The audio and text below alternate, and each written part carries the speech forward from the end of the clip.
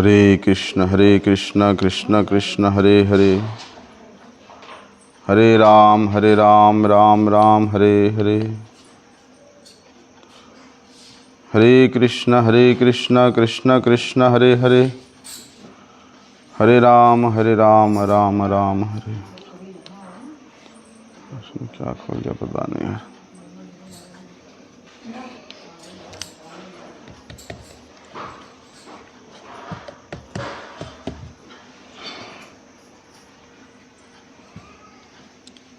आज लाइट पूरी चली जा रही तो जहाँ लाइट ही नहीं रहती। हमारे ये देखना, ये थोड़ा वो खोल दिया उसको, शायद इधर से लगाया था इसको। खोला किसने? ये लगाया था ना, ये मंदिर में भोग लगा और अंधेरा हो गया था।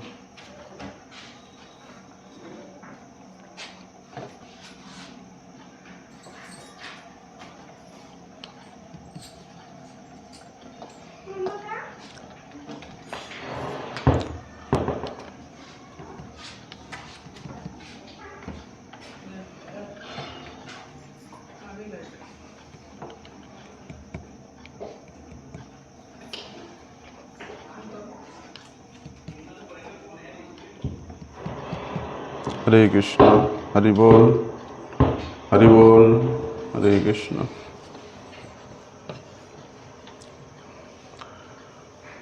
पतित पावन परम करुणामय परम आराध्यतम श्री गुरुपाद पद्म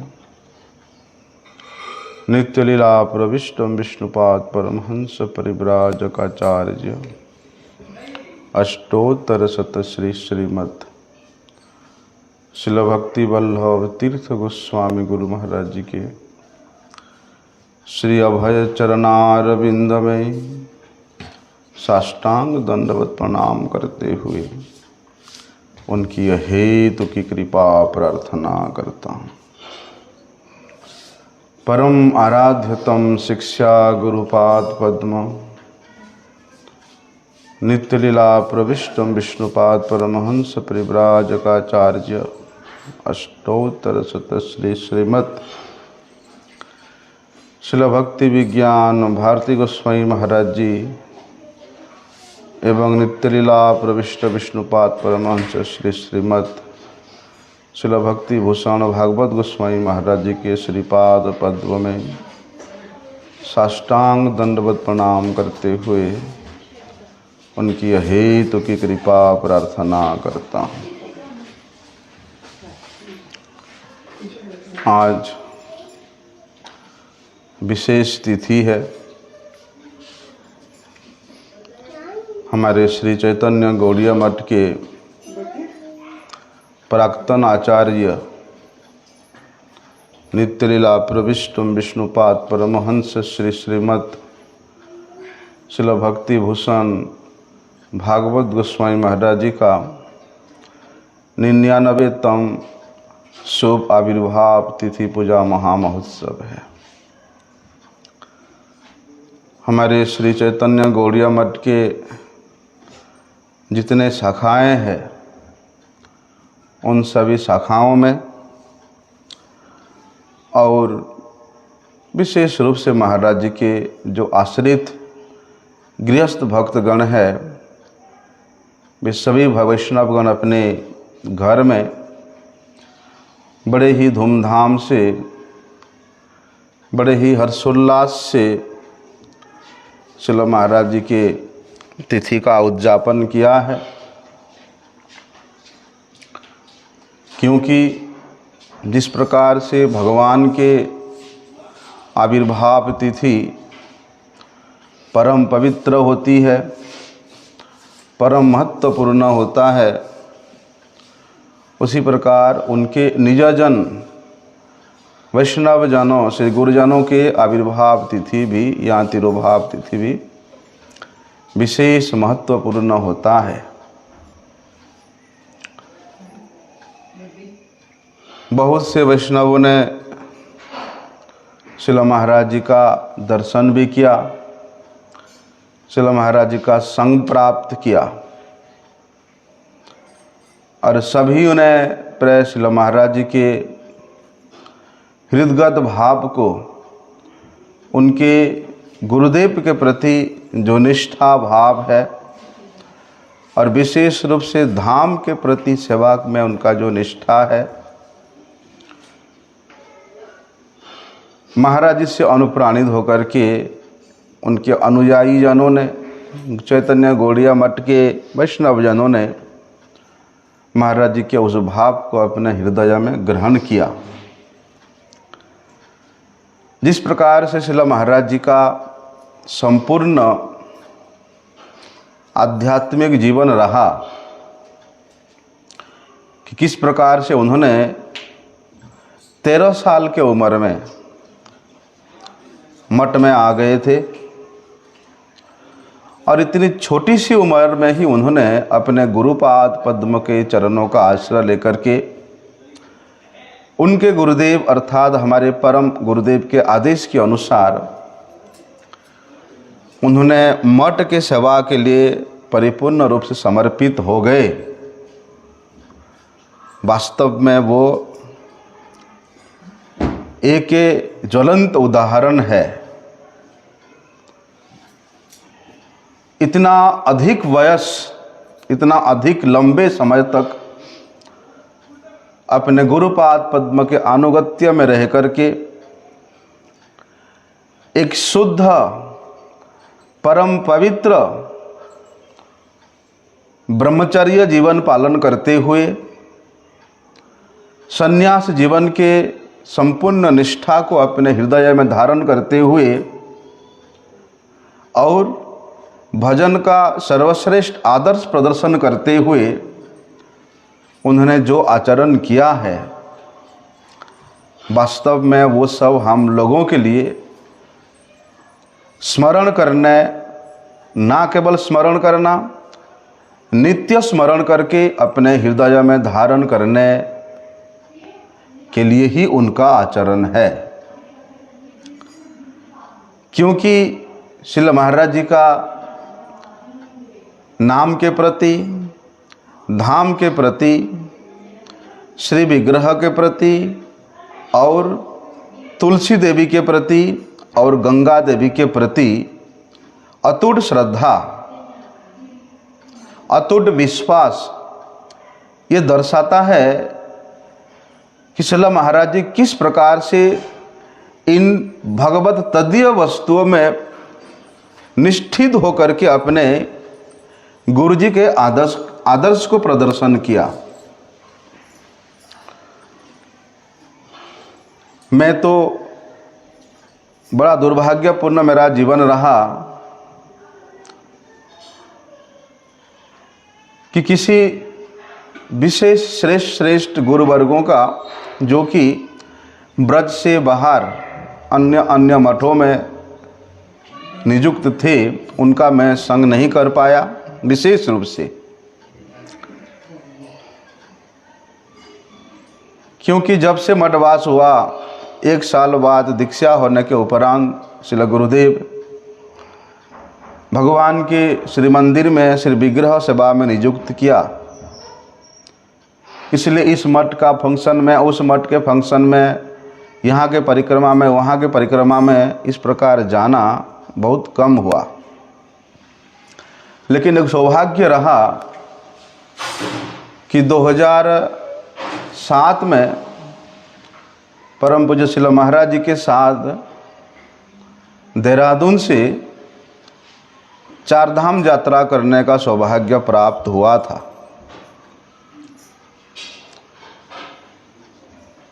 तो उस समय प्राय एक ही गेस्ट हाउस में और आजू बाजू के रूम में हम लोग रहते थे।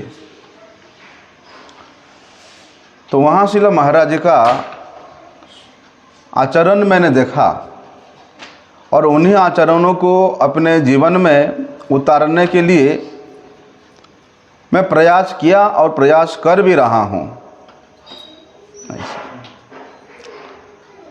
सुबह 3 बजे से श्रील महाराज जी वहीं पर, जो मैंने देखा, वो उठ जाते थे।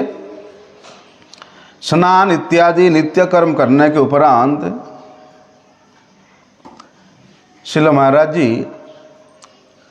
प्राय 1.5 घंटा तक स्तव स्तुति पाठ करते थे और ये नित्य स्तव उनका मुखस्थ है। ऐसे नहीं कि कोई स्तुति प्रकरण दे करके पढ़ रहे हैं, उनके मुखस्थ है। नित्य महाराज जी प्राय 1.5 घंटा तक स्तव करते रहे।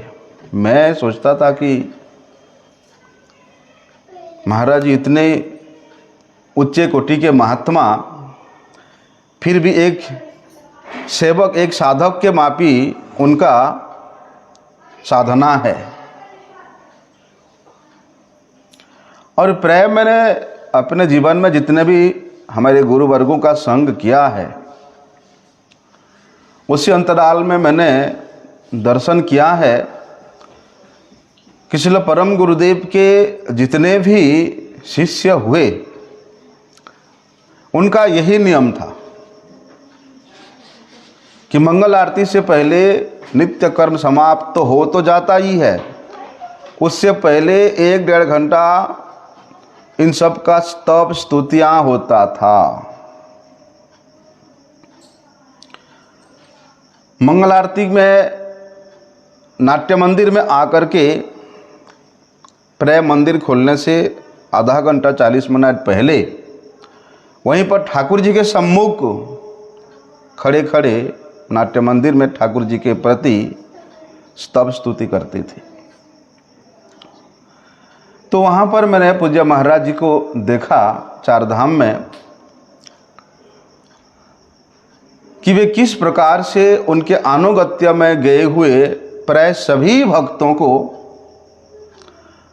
गंगा जी के प्रति कैसे भक्ति करना चाहिए, गंगा जी के प्रति कैसे श्रद्धा अर्पण करना चाहिए, उन्होंने स्वयं आचरण करके जितने जन गए थे सभी को वहाँ दर्शाया। और कहते थे कि गंगा जी के सम्मुख बैठ करके, क्योंकि चारधाम में प्राय गंगा माता का ही दर्शन होता है, कहीं अलकानंदा के रूप में, कहीं भागीरथी के रूप में, इस प्रकार। तो जितने भी मिलन स्थली आता था, जैसे कर्ण प्रयाग है, देव प्रयाग है, नंद प्रयाग है, विशेष रूप से श्रील महाराज जी वहीं पर बसों को रुकवाते थे और उस मिलन स्थलियों में जाकर के वहाँ गंगा जी का स्तव करके बोलते थे कि यहाँ हम लोग कुछ समय बैठ करके गंगा माता को भगवान का नाम श्रवण कराएंगे। क्योंकि गंगा माता भगवान के नाम श्रवण करने से जितना प्रसन्न होती है, शायद ही उनके आरती करो, उनका पूजा करो, उसमें उतना होती होगी। इसलिए जहाँ जहाँ भी गंगा जी के तट पे जाना हुआ, श्रील महाराज विशेष रूप से कहते थे कि भैया सभी लोग एकत्रित रूप से यहाँ गंगा माता को जोर जोर से हरिनाम श्रवण कराएंगे। जिस प्रकार से श्रील महाराज जी वैशाख मास का पालन करते थे कि वैशाख मास में 24 घंटा वे तुलसी जी के सम्मुख हरिनाम करने का व्यवस्था किया था। प्रारंभ करते थे स्वयं, दिन के प्रारंभ में 3 घंटा स्वयं बैठते थे, उसके बाद 3-3 घंटा का समय वे और मठवासियों को लगा देते थे। तो पूरे मास, वैशाख मास इस प्रकार से तुलसी जी के सम्मुख बैठ करके तुलसी जी को हरिनाम सुनाते थे। क्योंकि जितना भी भगवत तदीय वस्तु है, उन तदीय वस्तुओं को भगवत नाम श्रवण करने से वे जितना प्रसन्न होते हैं, प्रफुल्लित होते हैं, दूसरे कोई साधन से नहीं होते हैं। इसलिए श्रील महाराज जी का भगवत नाम के प्रति, हरिनाम के प्रति जो अटूट निष्ठा अटूट विश्वास वो शायद ही कोई वर्णन कर सकता है, ऐसा विश्वास। इसी प्रकार धाम सेवा के प्रति भी श्रील महाराज जी का पूर्ण समर्पण विचार था कि हमारे गुरुपाद पद्म श्रीधाम मायापुर में ईशोध्यान में श्री चैतन्य गौड़ीय मठ का स्थापना किया। अधिक परिश्रम करके, इसलिए उस मठ के शोभा को वर्धन करना, उस मठ के संरक्षण करना, उस मठ के प्रति विशेष सुविधा का व्यवस्था करना, क्योंकि धाम के सौंदर्य को वर्धन करना भी भक्तों का एक सर्वश्रेष्ठ सेवा का अंग है। भले ही श्रील महाराज जी आसाम के तेजपुर मठ के सेवा दायित्व में परिपूर्ण रूप से समर्पित थे, लेकिन उनका विशेष आसक्ति, विशेष निष्ठा श्रीधाम मायापुर स्थित श्री चैतन्य गौड़ीय मठ के प्रति था, क्योंकि प्राय अधिकांश समय श्रील परम गुरुदेव, उनके गुरुदेव उस मठ में रहे, उनके गुरुजी का मूल समाधि मंदिर उस मठ में है, उनके गुरुजी के प्रतिष्ठित मूल विग्रह उसी मठ में है, उनके गुरुजी के जितने भी शिष्य हुए उसी मायापुर स्थित चैतन्य गौड़ीय मठ से ही प्राय सभी लोग जुड़े। वहीं से सभी का शिक्षा हुआ, वहीं से सभी का दीक्षा हुआ, वहीं से सभी का संन्यास हुआ। इसलिए उस मठ के सेवा सौंदर्य किस प्रकार से विशेष रूप से परिवर्धित हो, महाराज अंतिम समय तक अपने संपूर्ण सामर्थ्य को उसी में झकझोर दिया। ऐसा सेवा बाहरी दृष्टि से देखने में हमको लगता कि महाराज जी ने इतना लंबा सा एक बिल्डिंग बनाया, इतना बड़ा हॉल बनाया। ये महत्वपूर्ण नहीं है कि बिल्डिंग बनाना, बड़ा हॉल बनाना, ये तो महाराज इशारा करने से बन जाता। वो बिल्डिंग बनाने के लिए अपना नहीं, बल्कि उस मायापुर के प्रति समर्पित होकर के अपने गुरुपाद पद्म के उल्लास को वर्धन करने के लिए उनका जो समर्पण है, ये विशेष रूप से उल्लेख योग्य है। बाहरी दृष्टि से भले ही श्रील महाराज जी विशेष रूप से अधिक विशेष मठवासियों से हो या भक्तों से हो विशेष संपर्क में नहीं रहे, लेकिन उनके भजन के निष्ठा से, उनके आचरण के प्रभाव से अंतिम समय में महाराज जी का वैभव, किस प्रकार का वैभव, यही निष्ठा का वैभव, भजन का वैभव, सेवा का वैभव इतना अधिक प्रकाशित हुआ कि ये उनके भजन के उस चातुर्यता के प्रभाव से ही पता चला है। ऐसा क्योंकि वैष्णवजन हमेशा अपनी बाहरी कार्य से अपने आप को छुपाने का प्रयास करते हैं, लेकिन वैष्णवी प्रतिष्ठा इस प्रकार है कि भले ही वैष्णवजन प्रतिष्ठा के पीछे ना रहे, लेकिन भगवान के इच्छा से वे वैष्णवी प्रतिष्ठा वैष्णवजनों के पीछे पीछे धावित होती है। इसलिए अंतिम 4-5 वर्ष में श्रील महाराज जी ने जो भजन के वैभव को प्रकाश किया, क्योंकि श्रील गुरुपाद पद्म के अंतर्हित होने के उपरांत मानो इस प्रकार लग रहा था कि चैतन्य गौड़ीय मठ के इस गगन जो अति उच्च स्तंभ के रूप में प्रकाशित हुआ था, श्रील गुरुदेव के अंतर्धान के बाद ऐसा लगा कुछ क्षण के लिए कि वो बुझ गया। सभी भक्त मायूस हो चुके थे। सभी भक्त के हृदय में एकदम खालीपन महसूस हो रहा था। लेकिन शिला महाराज जी ऐसी समय में अपनी वैभव का प्रकाश किया कि शिला गुरुदेव के प्रति जो उनका अतुट भातृ प्रेम था, उस भातृ प्रेम हो या शिला गुरुदेव के प्रति शिला महाराज जी का जो अत्यंत निष्ठा हो, या शिला गुरुदेव के प्रति उनका जो परम विश्वास हो, वही सभी भक्तों के हृदय में गुरुदेव के स्थान को कुछ ना कुछ परिमाण में परिपूरित किया है। क्योंकि भजन चातुर्यता से ही, आचरण प्रभाव से ही मठ के स्तंभ खड़े रहते हैं। और वे स्तंभ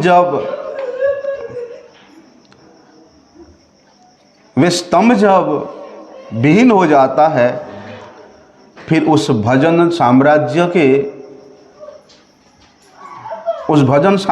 के जो महल है वो डगमगा जाता है। लेकिन शिला महाराज जी ऐसी समय में सभी भक्तों के उस खालीपन हृदय को संभाला। सभी भक्तों के हृदय में शिला गुरुदेव के भाव को पुनः जागृत करते हुए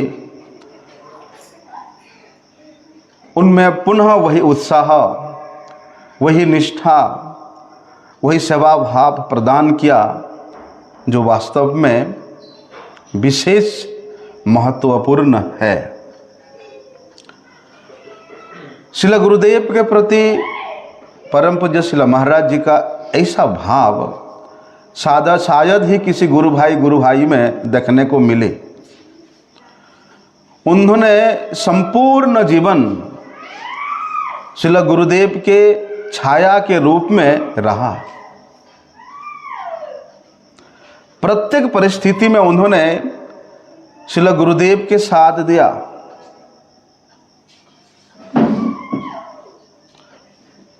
भले ही इस साम्राज्य में अनेक आंधी आया था,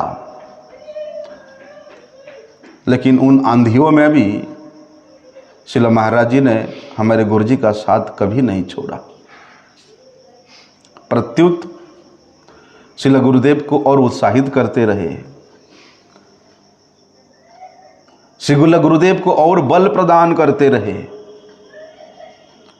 इसलिए परमाराध्य शिला भक्ति भूषण भागवत गोस्वामी महाराज, जो कि संपूर्ण चैतन्य गौड़ीय मठ के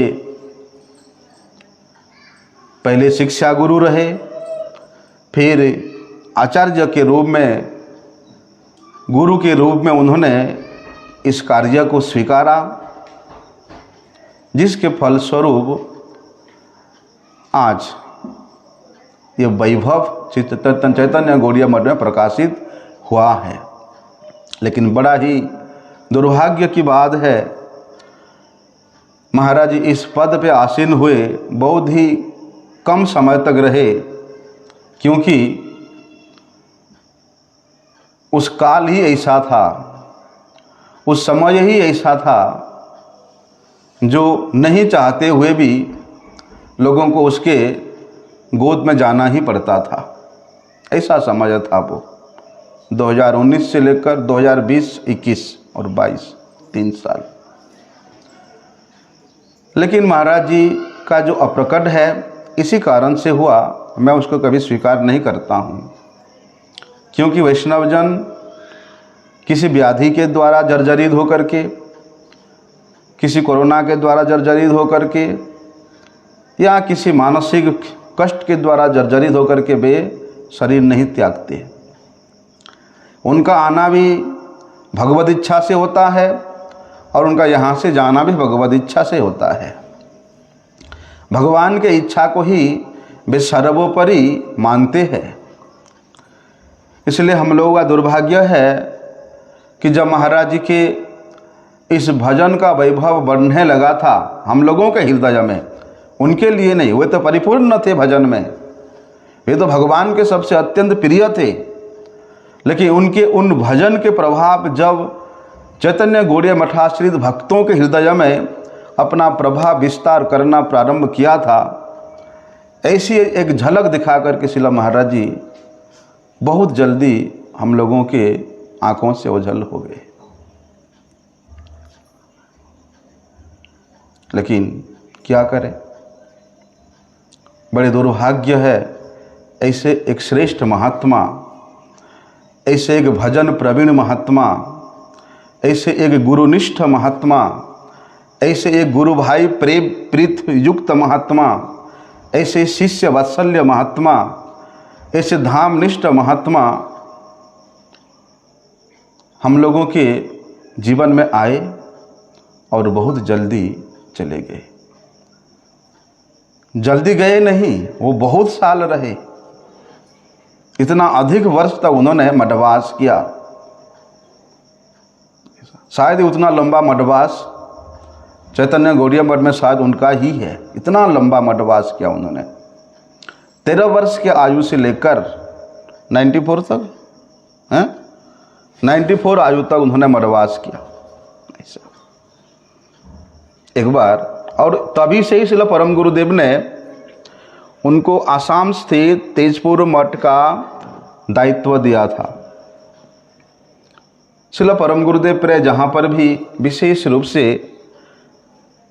उत्सव आदि करते थे, ठाकुर जी का प्रकर उत्सव हो, धर्म सम्मेलन हो, प्राय अपने सभी गुरु भ्राताओं को जो कि उनसे अत्यंत प्रिय निकटस्थ उनको बुलाते थे। तो ऐसे ही एक बार तेजपुर आसाम में श्रील परम गुरुदेव ठाकुर जी के विग्रह प्रतिष्ठा के समय में अपने बहुत सारे गुरु भाइयों को, श्रील प्रभुपाद जी के आश्रित जनों को उस मठ में उत्सव के समय निमंत्रण दिया था। और श्रील परम गुरुदेव के निमंत्रण में उनके प्राय गुरु भाई बड़े उत्साहित होकर के पहुंचते थे। माधव महाराज का निमंत्रण आया है, इतना उनका भातृ प्रेम है भाई भाइयों में। तो जैसे ही सभी प्रभुपाद के गण श्रील परम गुरुदेव गुरु भाई उस मठ में पहुँचे, वे देखते इतना सुंदर व्यवस्था, इतना सुंदर सजावट, इतना सुंदर सब कुछ हुआ है। तो परम गुरुदेव गुरु भाइयों ने पूछते हैं कि महाराज ये मठ का इंचार्ज कौन है?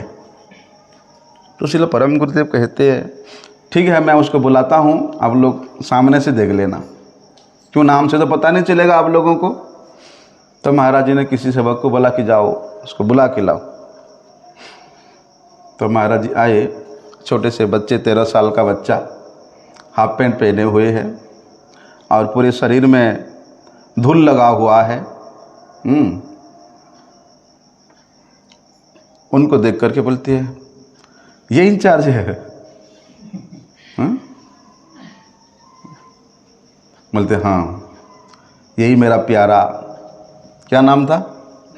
नारायण ब्रह्मचारी। देखो, बोलते जो 13 वर्ष की उम्र में इतनी सुंदर व्यवस्था मठ के उत्सव आदि में, तो आगे जाकर के वो वैष्णव कैसे होंगे आप विचार करके देखो। इसलिए प्रभुपाद जी के बहुत से गणों का कृपा आशीर्वाद श्रील महाराज जी के ऊपर बचपन से ही था, और उन्होंने ऐसे बहुत से प्रभुपाद जी के गणों की सेवा में अपने आप को नियुक्त किया, क्योंकि वैष्णवों के सेवा के बिना कोई भी इस भक्ति राज्य में अग्रसर नहीं हुआ है। छाड़िया वैष्णव सेवा निस्तार पेचे केवा। निस्तार पाना का मतलब ये नहीं है कि पाप से मुक्त होना, संसार से मुक्त हो जाना, स्वर्ग की प्राप्ति करना, मुक्ति की प्राप्ति करना, ये नहीं है। निस्तार पाने का मतलब है कि साधु, गुरु और वैष्णवों के प्रति हमारा समर्पण हो जाना, यही वास्तव निस्तार है। उसके बाद तो फिर कोई चिंता ही नहीं रहता है। साधु, गुरु, वैष्णवों के प्रति जो शरणापन्न हो गया, जिनकी इंद्रियों की वृत्ति ऐसे साधु गुरु वैष्णवों के सेवा परक हो गया, उसको फिर कोई चिंता करने की जरूरत नहीं है कि मेरा उद्धार होगा नहीं होगा, मैं भजन होगा नहीं होगा, कोई चिंता नहीं है, क्योंकि वे वैष्णवगण बड़े कृपालु होते हैं, बड़े दयालु होते हैं। तो वो साधक के, वे शिष्य के सेवा के भाव को देख करके वे वैष्णव जन उनको क्या करते हैं, भगवान के पाद पद्म में समर्पित कर देते हैं।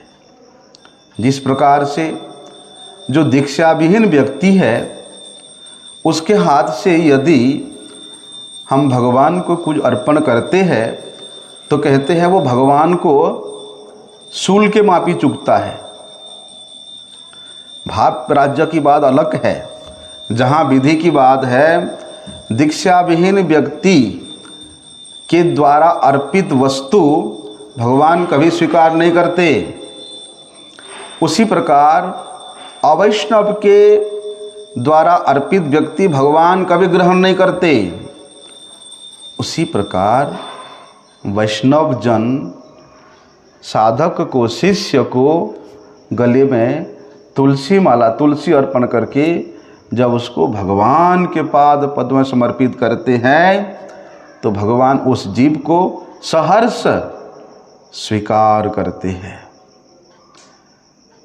इसलिए उससे पहले क्या करना पड़ेगा, उन वैष्णवों की सेवा में अपने आप को नियोजित करना पड़ेगा, उन वैष्णवों के चरणों में समर्पित होना पड़ेगा। स्वयं के इतना बल नहीं है, स्वयं के इतना सामर्थ्य नहीं है, स्वयं के इतना ज्ञान नहीं है कि वे साधक भगवान का भजन करके, भगवत ज्ञान प्राप्त करके भगवान को प्रसन्न कर सके। इसलिए भगवान को प्रसन्न करने का सर्वश्रेष्ठ उपाय ये है कि अपने आप को वैष्णवों के सेवा में समर्पित कर दो। भगवान भी इस बात को कहते हैं कि मेरे भक्त के सेवा को छोड़ करके वो मेरे सेवा करने आया है। बोलते ऐसे दाम्भिक व्यक्ति के सेवा को मैं कभी मोड़ता भी नहीं हूँ, कभी देखता भी नहीं हूँ। इसलिए परमाराध्य श्रील महाराज जी विशेष रूप से वैष्णव सेवा के प्रति उनका इतना निष्ठा, नाम सेवा, धाम सेवा और वैष्णव सेवा। ऐसे नहीं कि केवल मठवास करने से वैष्णव हो जाते हैं, ऐसे नहीं कि केवल लाल कपड़ा पहनने से वैष्णव हो जाते हैं, ऐसे नहीं कि केवल संन्यास लेने से वैष्णव हो जाते हैं। एक बार श्रील महाराज जी का तबीयत बहुत ज़्यादा खराब हुआ था, तो श्रील महाराज जी को फोर्टिस अस्पताल में ले गए।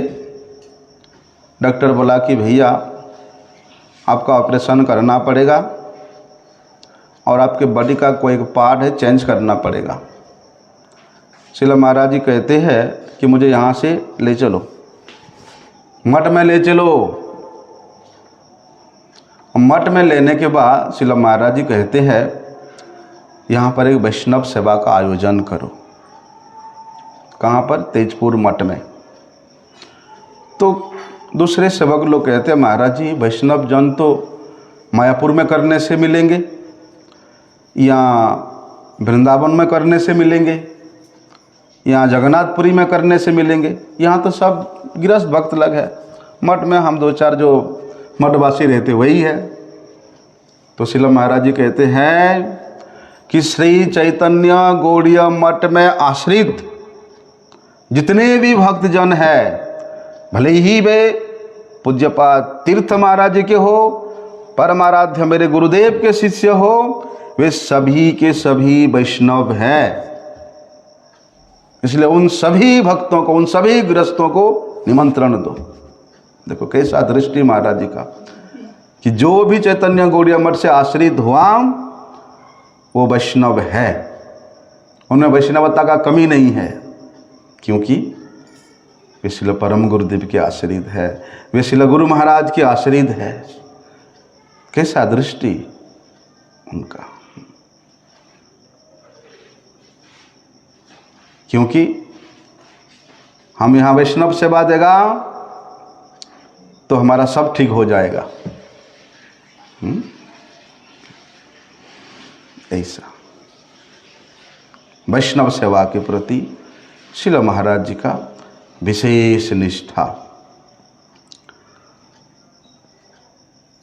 छोटे से छोटे बच्चे भी क्यों ना हो, महाराज जी कितने उच्च कोटि के वैष्णव। छोटे से छोटे बच्चा जो अभी 2-4 साल पहले हरि नाम लिया, उसको भी श्रील महाराज जी इतना अधिक ही वात्सल्य के साथ शिक्षा देते थे। एक बार मायापुर मठ में ही श्रील महाराज जी को हमारे चक्रवर्ती प्रभु वहाँ हॉल के ऊपर में छत में उनको व्हील चेयर में घुमा रहे थे और मैं वहाँ हरिनाम कह रहा था घूम घूम के। शाम के वक़्त है 4-4:30 बजे। मैंने महाराज को दंडवत किया तो महाराज जी पूछते हैं कि कहाँ रहते हो। मैंने बोला गोवर्धन में। गोवर्धन में? वहाँ तो हमारा मठ नहीं है। मैंने बोला तीर्थाश्रम में। तीर्थाश्रम ये तो हमने पहले बार नाम सुना। श्री मधुसूदन महाराज जी ने जो आश्रम बनाया। अच्छा। बोलते हैं कि हरिनाम करना, तुलसी जी के पास बैठ के हरिनाम करना, गिरिराज जी के पास बैठ के गिरिराज जी को हरिनाम सुनाना, ऐसा निर्देश दिया श्री महाराज जी। उसके बाद उसके नेक्स्ट ईयर शायद श्री महाराज जी यहाँ आए आश्रम में हमारे, और आए श्री महाराज जी। हम सबको बड़े अच्छा लगा। यहाँ गुरु जी के भजन कुटीर में महाराज जी ने दोपहर में रहे। हम लोग थोड़ी देर महाराज जी के पास बैठे। जिस प्रकार श्री गुरुदेव वहाँ बैठ करके उस बेड में बैठ करके हम लोगों से बात करते थे, आशीर्वाद देते थे, ऐसे हम लोग महाराज जी के चरणों में बैठ करके कई बातें पूछे। महाराज जी बोलते तुम लोग बड़े भाग्यवान हो कि तुम्हारे गुरु जी ने तुमको गिरिराज जी में स्थान दिया है। हरिनाम करना, निष्ठा के साथ हरिनाम करना। तो जब महाराज जी जाने लगे तो हमारे महाराज जी बोले कि प्रणामी देना है, तो 10,000 रुपया निकाल करके मैंने महाराज जी को दिया। महाराज जी बोलते ओरे बाबा इतना प्रणामी हैं, इतना प्रणामी, बहुत पैसे वाले हो ऐसा जो भी महाराज सहर्ष उसको लिए। तो देखो महाराज जी अपने जीवन में जितना कुछ भी किया सब मायापुर मठ में ही समर्पित कर दिया। ऐसा एक श्रेष्ठ वैष्णव का, गुरुजन का आज विशेष आविर्भाव तिथि है, और उनके इस पुण्य तिथि में उनकी गुणावली को श्रवण करना, उनके आदर्श को स्मरण करना हमारे लिए बड़े सौभाग्य की बात है। इसलिए हम सब उन महापुरुष के चरणों में आज के इस पावन तिथि में प्रार्थना करते हैं कि जिस प्रकार से श्रील महाराज जी अपने गुरुपाद पद में समर्पित होकर के नाम के प्रति, धाम के प्रति, वैष्णव जनों के प्रति परम निष्ठावान होकर के उन्होंने सेवा किया, हमें भी उस प्रकार की सेवा का अधिकार प्रदान करे। ऐसे उनके रातुल चरणों में हम सभी का श्रद्धापुत पुष्पांजलि। वंशा कल्पतरुभ्यश्च कृपा सिंधुभ्येव च पतितानां पावनेभ्यो वैष्णवेभ्यो। मैं तो पाठ करने के लिए बैठा था भागवतम।